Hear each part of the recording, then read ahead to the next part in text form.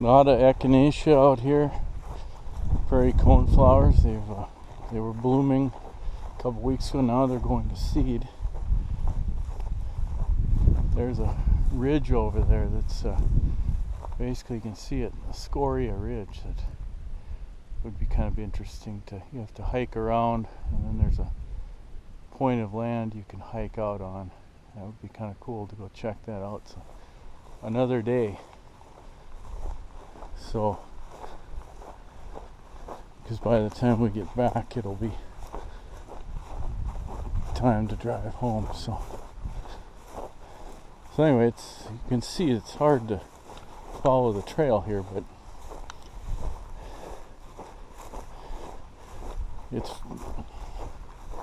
because I don't think this gets as much.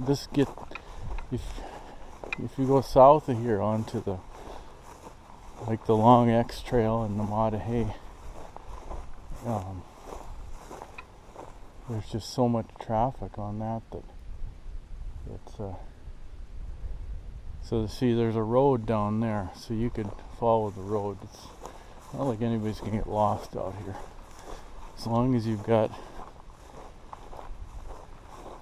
can see the sun and sort of have a loose idea of the map in your head,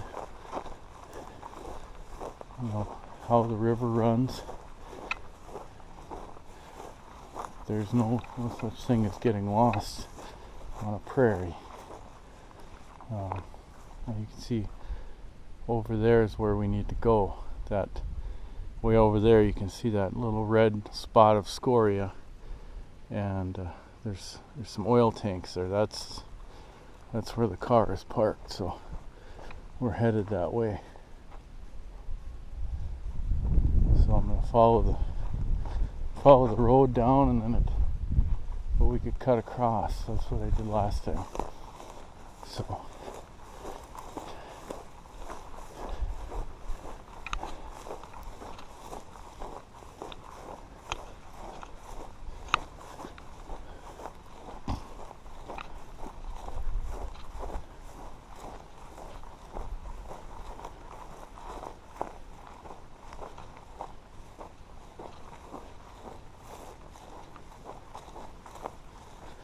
buffalo berries are heavy out here.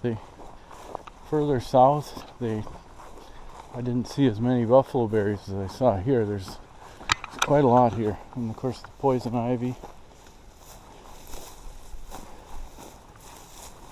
So they'll be about a month from now. A person could come out, and I don't know what the rules are on harvesting fruit on public land. I'll have to check that out, because it'd be great to come out and harvest some buffalo berries. And I've done it before. It's a lot of work. It's messy, but they're definitely. It's messy because you put a sheet underneath the tree, and then you just sort of shake it and let the fruit fall, so you get sticks and bugs, and so you got a lot of crap in there. So there's a fair amount of labor involved, but it's known as a superfood, and it'd be interesting to see the research evolve on some of these things that are all around us, like buffalo berries. And so here we're back on a regular trail, and there's cattle out here. This is a mixed use area, so there's cattle coming out here. There's cattle everywhere, poop everywhere. And if you go into the national park, there's no cattle, but there's buffalo.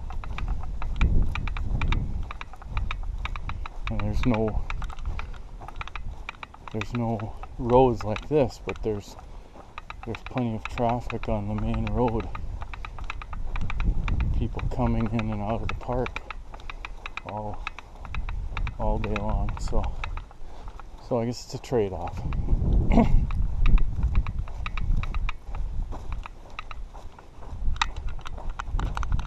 See, and some of the buffalo berries don't have anything on them.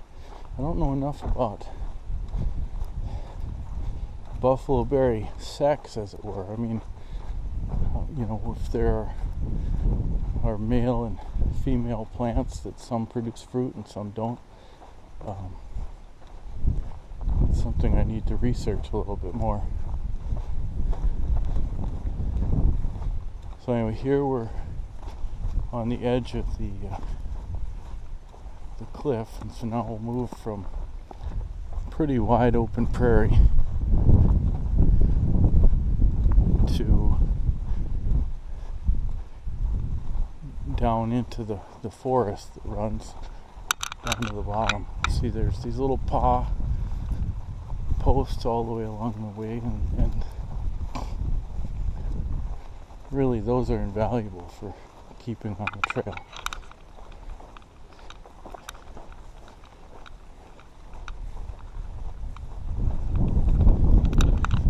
So here I am today. I've just got my whole sun get up, so gloves, long sleeves, and a hat. Pull this up sometimes because it just, especially if it's windy, keeps you from getting chapped lips, or if the sun is at a low angle. So it's a lot easier and better than wearing sunscreen, and actually once you get used to it, it keeps you cool. There's actually wearing clothes can keep you cooler, especially once you get a layer of sweat. That's what keeps you cool, is that sweating. And I used to work at a historic site for 3 years, and we had to dress up like 19th century farmers, and so we wore wool pants, we wore these wool vests, long sleeve shirts, and you get used to it, you sweat, the vest gets soaked with sweat, and that has a cooling effect. In fact, I've ever since working there, if I'm working outside, I've got long sleeves on and a sun hat, and because the destructive effects of sunshine are not worth it. So anyway, here we're back on the trail. Now you can see look at the fall is coming when you see the things are starting to turn. Poison ivy is starting to get its little red tint. I saw some little bits of yellow leaves on some of the green ash, which is also a sign. So pretty soon we'll start to see a few yellow leaves coming on the cottonwoods. The process is beginning. It's August 1st today, so summer is already slowly turning into fall.